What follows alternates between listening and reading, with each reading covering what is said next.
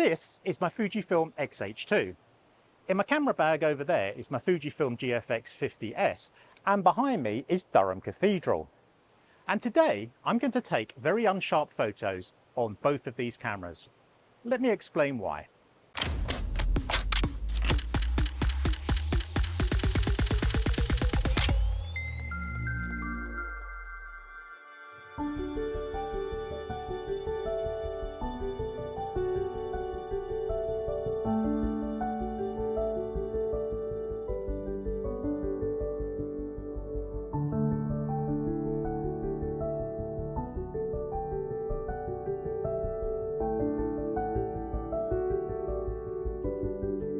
We're often told f/22 is a great aperture to shoot, but it really isn't. There's a thing I call the silent killer of sharpness. It's diffraction, and it's caused by the aperture and the angle at which the light hits the sensor. Now, in layman's terms, what actually happens is as the light comes through the camera, through the aperture, it's bent slightly. The more it bends, the more acute angle it hits the sensor and the pixels, the more likely you are to get diffraction. Diffraction manifests itself as an unsharpness, the type of camera shake, a slight out-focusness, and it can really ruin images such as landscape and architectural shots if you're not aware of it.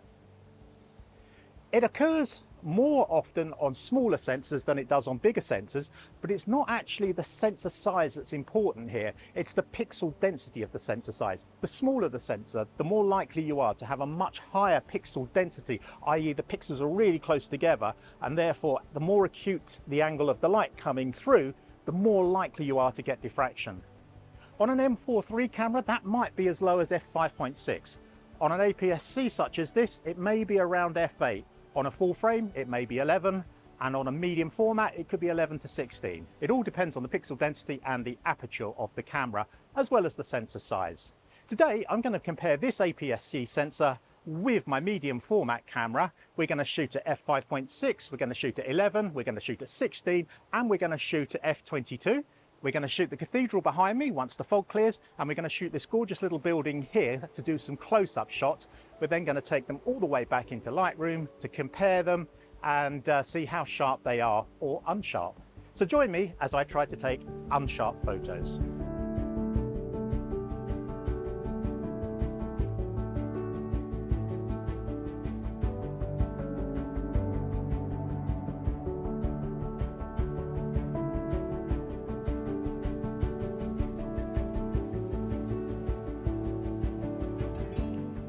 So that's that done. Now we're going to shoot the cathedral. We're just going to wait for this mist to clear, and we'll see how we can go with the cathedral shots. We'll do exactly the same all the way 5/6 through to 22, 32 on this, and compare them when we get back in Lightroom. So I'm going to set up and get these shots of the cathedral now.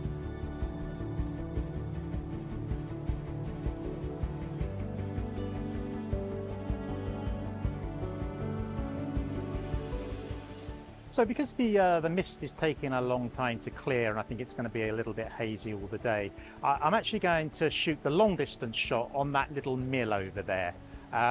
It's quite well defined, and I think it will actually make quite a good subject.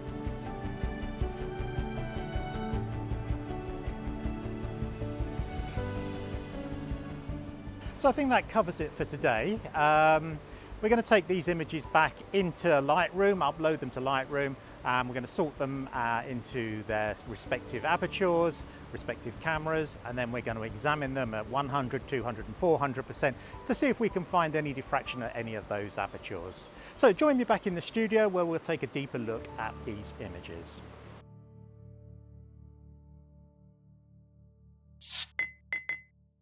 So welcome back. The more observant amongst you might have noticed that I've had a haircut in between standing on the banks of the River Wear in Durham and getting back to the office here.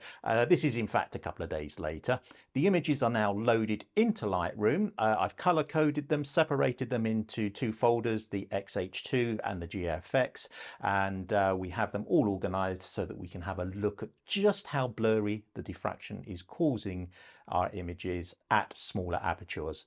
So let's get into it. Let's have a look at them on Lightroom and see what we've got. So these are the images in Lightroom, and as you can see, we've got 5 for the GFX and 4 for the X-H2.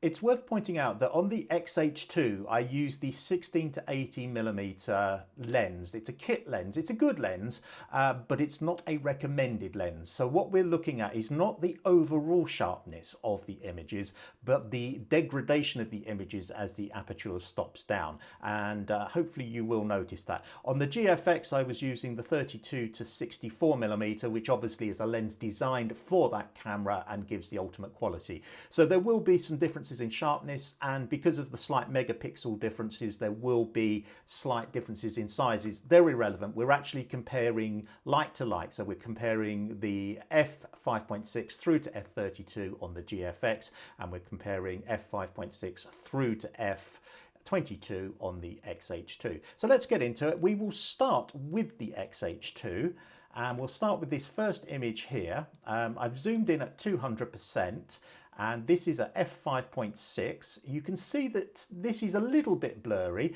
That's probably more to do with the actual lens rather than the diffraction. But you can just about read this information at the bottom here. As we click through, this is now f11. Let's bring that back into the center. There is a slight increase in sharpness at f11. That could be more to do with the actual quality of the lens rather than anything else. If we go to f16, however, you can see there's a quite significant degradation of the image sharpness at f16. If we just go back to 11, you can pretty much read the small print there. If you go to f16, it's really not that readable at all. This is at 200%, don't forget, pretty zoomed in. Let's go to f22. And we'll bring that into the center of the screen there, and you can see immediately there is quite a degradation of the image quality, the image sharpness at f22. So if we just scroll back slowly, this is f11, f16, f22, really significant differences there. Let's go to the GFX version, and we'll pick out the first one here and we'll zoom in. You can see immediately that this is a much sharper lens, possibly a better sensor. Obviously it's a bigger sensor with lower pixel densities. This is a much sharper image. This is zoomed in at 200% here. So if we, that's at 5.6. If we go through to 11, you can see very little change in image quality at 11. At f16, there's just a slight softness creeping in. That's almost certainly diffraction showing itself, but it's obviously not kicking in until f16. And don't forget, this is at 200%, so it's quite a significant zoom in. You can still read the information on that sticker. If we come through to f22, we'll bring that back into the center. Again, a very slight degradation, but still quite readable on the actual sticker there. And if we come through to f32, at f32 you really start to notice the effect of diffraction. So what we're looking at is the diffraction pulling in around f22 on the GFX. At f16 there's no great issue with it, and if you're going from 5.6 to 11, it's all very, very nice indeed. Let's just see if we can compare the two. Let's pick out f22 on the GFX and f22 on the X-H2, and we'll side by side them. Again, you've got slight differences in the size of the image and the zoom levels of the camera, but you can see here that at 200% there is a very significant difference in the sharpness at f22 between the larger censored, lower pixel density GFX, the smaller sensor, higher pixel density of the X-H2. We'll also have a little look at the distance shots. Let's go to the GFX distance shots, and again this one is at 5.6. f5.6. We'll come in here. We've got a nice solid structure. You can see it's pretty sharp. I should also add that no sharpening was added during the import of either the GFX or X-H2 files. So there's no sharpening presets applied on import. So what you're looking at is the totally unsharpened raw image, nothing added, no color correction, no contrast correction, pure raw image. As you can see, that's pretty sharp. As we come through to f11, let's just scroll that down. Again, very little difference between 5, 6 and 11. If we come into 16, you just start to see a little bit of diffraction in the image there. Like a little bit of softening in the stones above the window and an overall softening, easily pulled back with sharpening in post-production. But there's a definite start of diffraction here at f16 on the GFX. So at f22, again, a very slight further drop in sharpness, but still a very usable image at f22.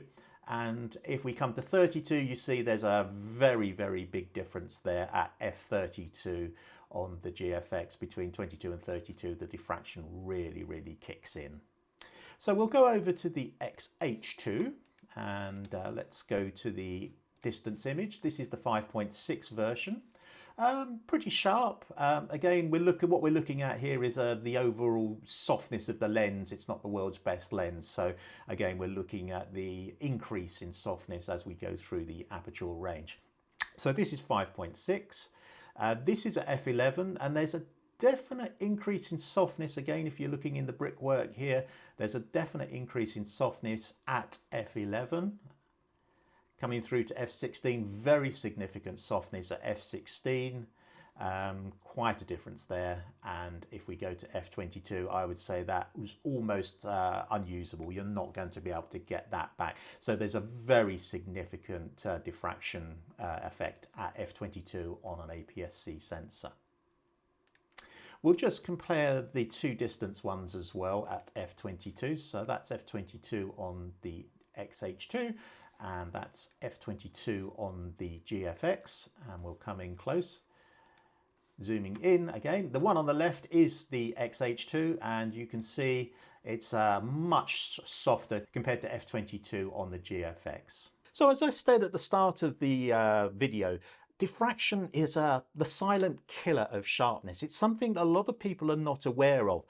A lot of people will stop down f16, f22 to try and get that depth of field, but they're actually damaging the image quality. They're softening the image. It's something to be aware of. There are ways to work around it. Work within the diffraction limit of your sensor.